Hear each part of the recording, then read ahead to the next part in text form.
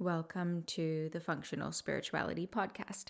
My name is Ava Arani, and I am your host on this show. Today, I would like to present a topic that I hope will be very inspiring for you. The topic today is about cultivating. So, if you're familiar with functional spirituality and our three-part method, cultivating is one of the goals that we have for our spiritual practice, our trainings, and our techniques, along with healing and awakening. So, cultivating is, other cultivating episodes on this podcast would be episodes that talk about manifestation, how to build habits that support you, how to have a morning practice, how to schedule your time better, how to be more intentional towards your goals. And really, it's about building up your experience, your life, your lifestyle, your person, your body in ways that are meaningful for you. So there are so many different ways that you can cultivate yourself. There are so many different things you can cultivate.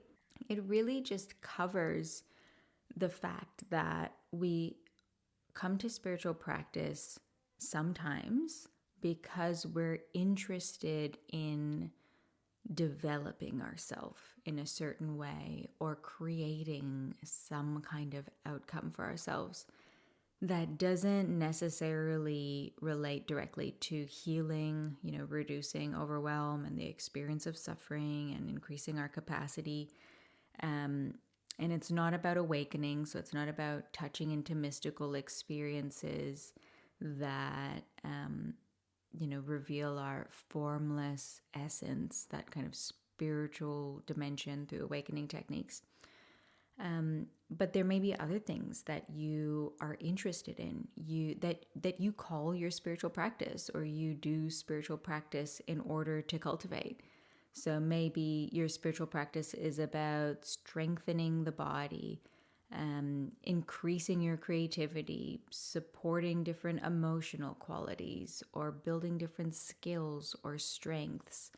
And that's why you do your yoga or your breath work or your meditation or your philosophy study or whatever it is that you call your spiritual practice. So cultivating just covers the fact that we come to spiritual practice sometimes because we feel drawn to something, we feel inspired by something, and not necessarily about healing or awakening. But cultivating is this non-specific category. So, your goals might be healing nervous system capacity, or your goals might be something about spiritual awakening and the connection to stillness inside. So whatever your goal is, there will be a particular path, particular techniques that will help you to facilitate that goal. Cultivating refers to moving towards a goal that you are interested in.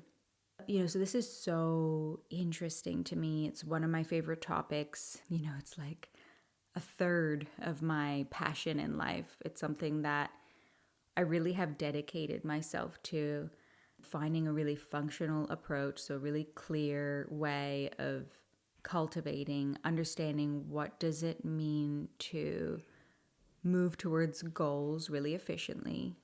How does motivation work? How does goal setting work?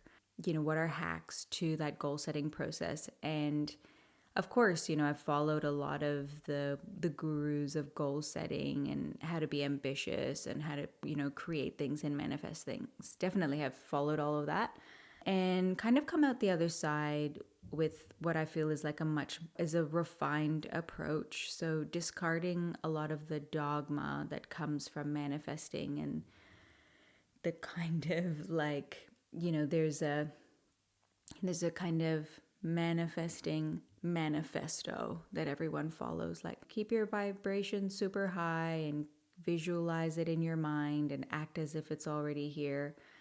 And, there's a lot more to it than that. One of our most popular podcast episodes series was a 4-part series about manifestation. So look back through maybe August 2023 episodes for a series of episodes called The Universe Does Not Have Your Back, which is kind of like an answer to that it's just like these cultural parameters that are agreed to through our new age culture that kind of sound good and everyone else is saying it, so that must be the way. But I really like to try the way people are explaining things and then break it down and kind of start from zero. What actually works? What can we discard? And through that, be more efficient with our energy and have more of a direct approach. When it comes to cultivating, like I said, it's something I'm so interested in. What I think is really the root of a cultivating practice, of a goal-setting practice, of a practice where you're building your experience and cultivating your experience. You're cultivating your environment, your conditions, your habits, your lifestyle, right? Like all that contributes to your experience. The root of it is discerning your intentions. Nate and I just had a really awesome chat about this. You'll be hearing from us in a couple of weeks on a very special podcast together. We speak about self-care and how to kind of infuse self-care into our lifestyle so it's not a discipline and it's not relying on motivation where our energy can, wax and wane, but becomes more a habit and a lifestyle. And the root of all of this really is discerning your intentions. You've heard me speak a lot about how because of the speediness of our culture, because of the paradigm of our culture, there's an inherent imbalance towards the yang, towards survival, towards productivity, towards that activity mode of our being rather than the rest and regeneration mode of our being. There's an imbalance towards activity. There's a yearning and a need for rest and depth. And there's a kind of overemphasis on the surface and speed, right? So that you can either be really quick or you can be really deliberate, right? Like it takes time to consider things, to discern things, to let things kind of percolate in your being and to move into the deeper layers and levels of our person and of our nervous system. So you heard me speak before a lot about this. This is the kind of foundation of functional spirituality, is living from a deeper and more intentional place inside of ourselves. And you may have also heard me speak about how, there are different levels and layers and thoughts and beliefs that coexist inside of us.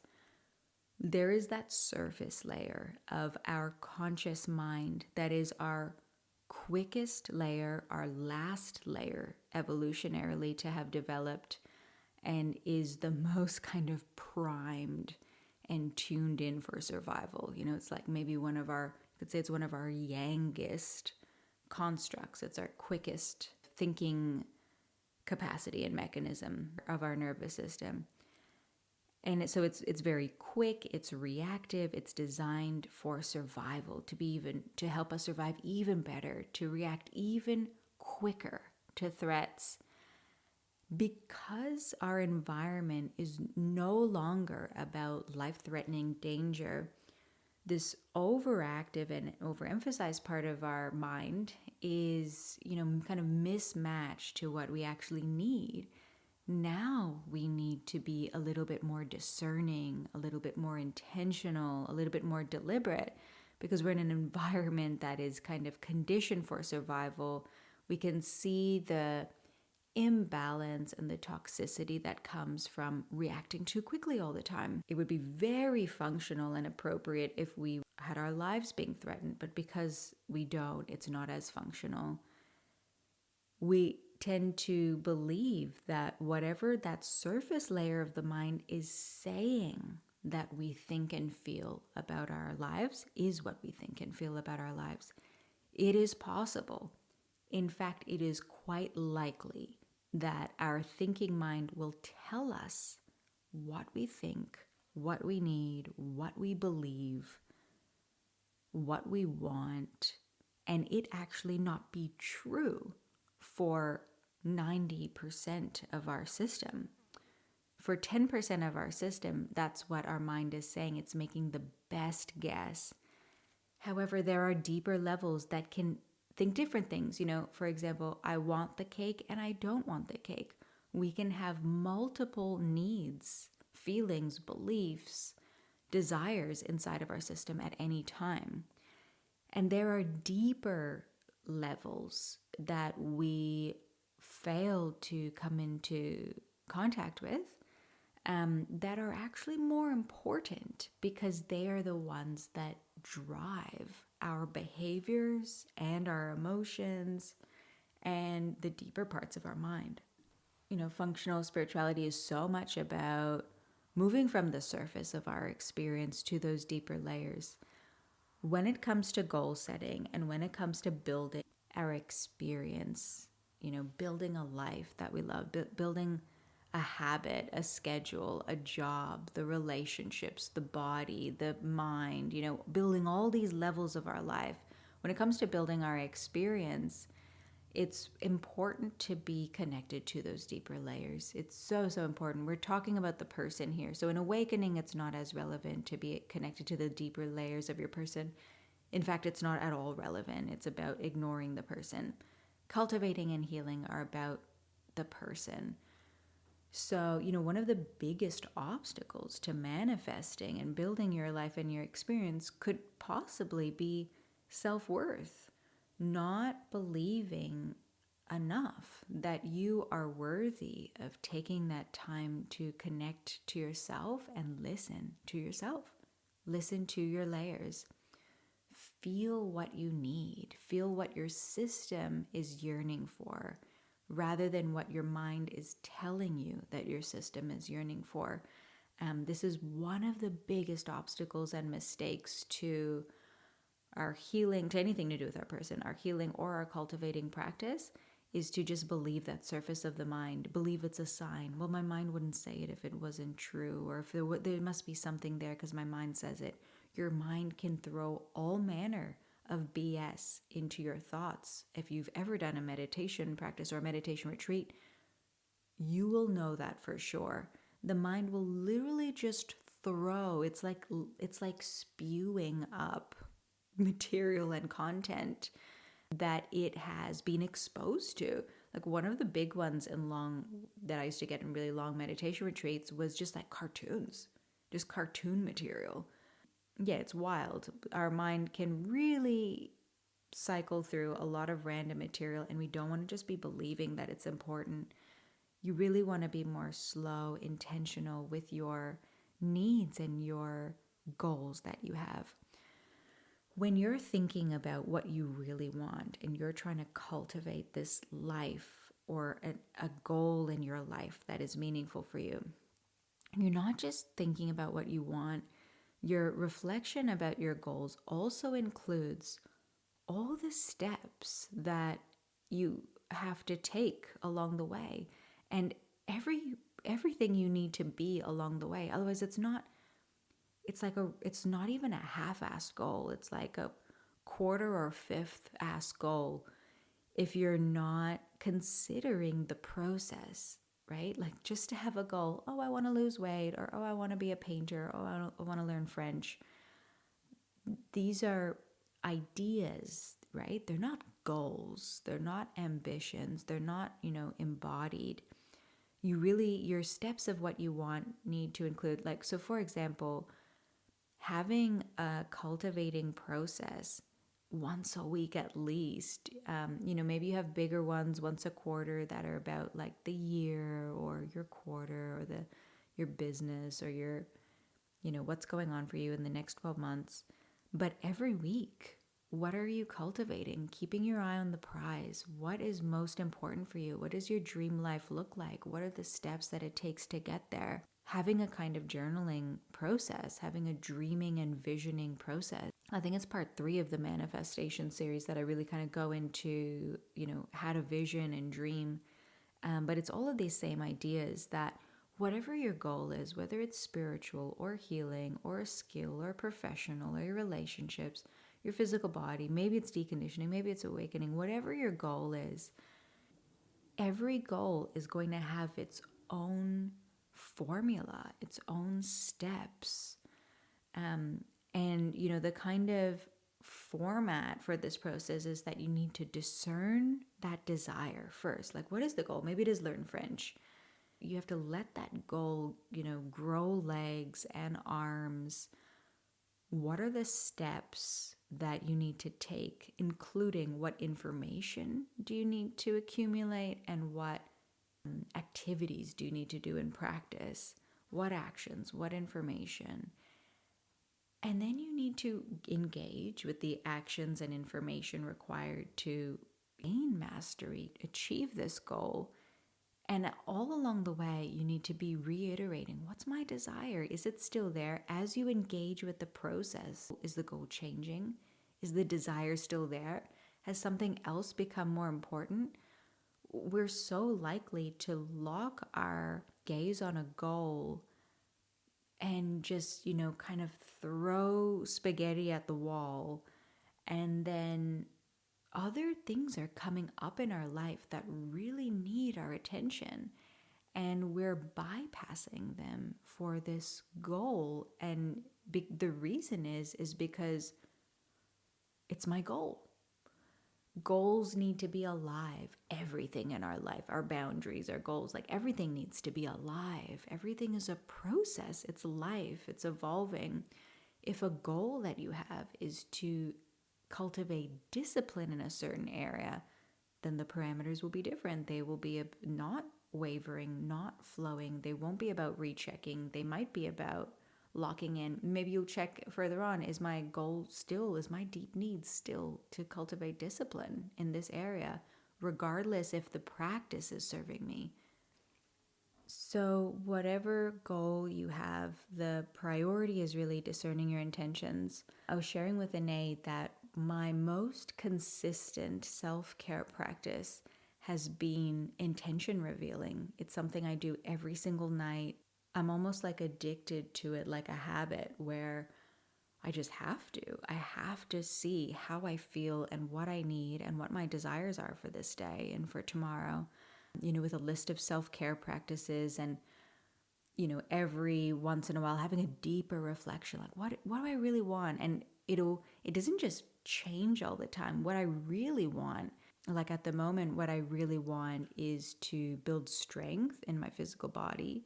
Obviously having like a baby that's growing that I need to lift up. I want to stay ahead of the strength that's required for that activity. And I also have a desire and a goal for having more formal spiritual practice, something that I really love. And it's just a bit of a goal of mine at the moment. So I've got that more informal spiritual practice, the, 10, 15 minutes, couple times a day doing, a stretch with Jasmine around. But I want that more dedicated time is what I'm craving. And that's been that way for, I'd say, at least 10 months.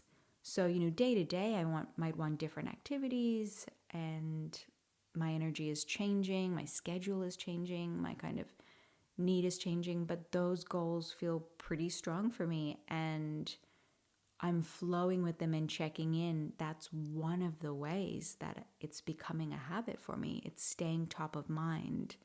I'm letting my awareness know that it's important to me. So I'll just recap that about this episode. So cultivating is about building your dream experience in whatever way and areas are important to you.